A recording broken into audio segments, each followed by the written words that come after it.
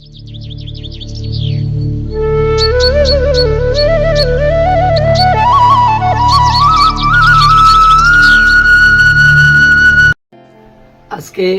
হরিসঙ্গীত আলোচনা করব। আলোচনা করার মতো শক্তি আমার নেই, আলোচনা করার মতো শক্তি আমার নেই, তথাপিও আমি চেষ্টা করব হরিসঙ্গীত আলোচনা করা।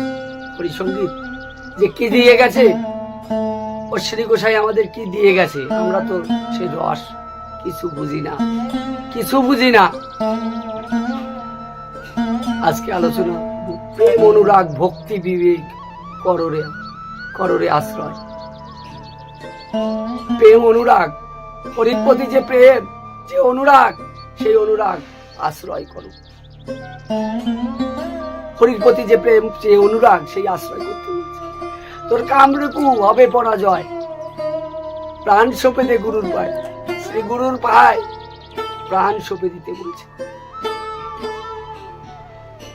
গুরু, এখানে গুরু ছাড়া কোথায় যাবে?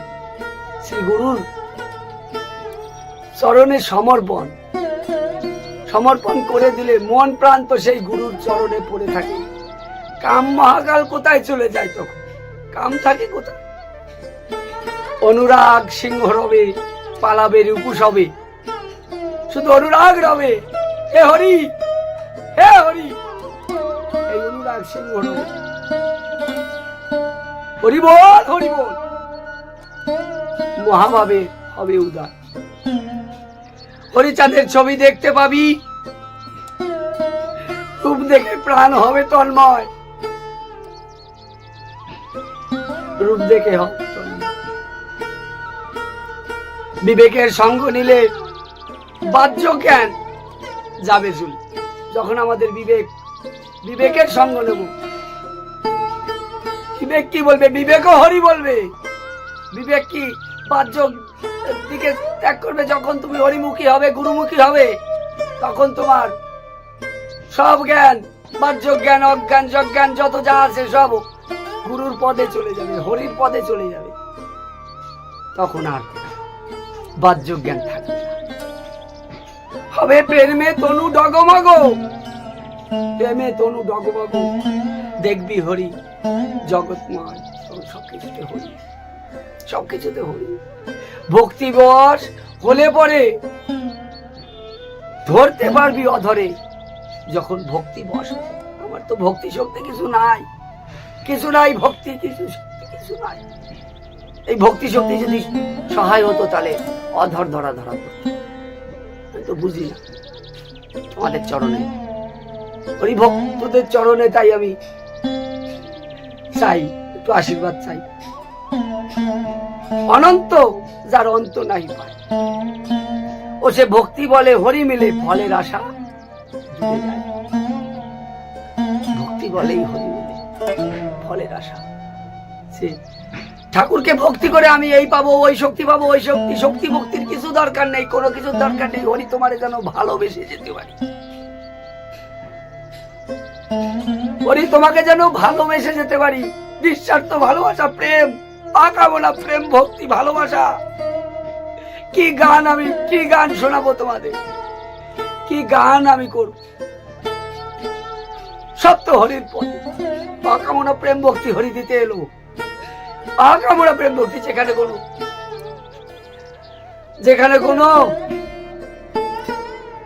খুঁটিনাটি থাকবে না, খুঁটিনাটি, অহংকার থাকবে না মনে, সেই জায়গার কথা বলেছে। বলে প্রেমের আশ্রিত এ দেহ হবে নিত্য, প্রেমের আশ্রিত হলে এ দেহ নিত্য।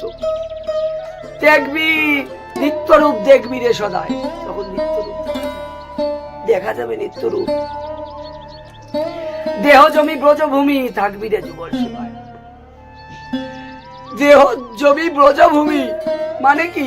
এই দেহটাই তো সেই জায়গা যেখান দিয়ে হরির সঙ্গে সংযোগ হওয়া যায়। গুরুর কৃপায় কুলকুণ্ডলিনী শক্তি জাগ্রত করে মূলাধার, স্বাধিষ্ঠান, মণিপুর, অনাহত, বিশুদ্ধা, আজ্ঞা, এই আজ্ঞা চক্রেতে এসে শান্তি হরির যুগল মিলন। যুগল মিলন কোন জায়গা? এই দেহের মধ্যে তো বাইরে তোর কিছু নাই, বাইরে কোথায়?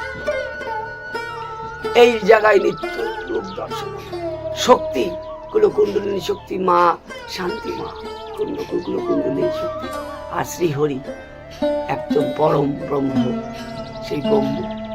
তাই শক্তিকে ঊর্ধ্বগামী করে সেই পরম ব্রহ্মর কাছে নিয়ে যেতে হবে। এই সাধন ভজন, এই জায়গা, গানের কথা আমি কি বলবো, আমি কিছু বুঝি না, এই গানের কিছু বুঝি না, তথাপি আমি তোমাদের চেষ্টা করছি বোঝাবো।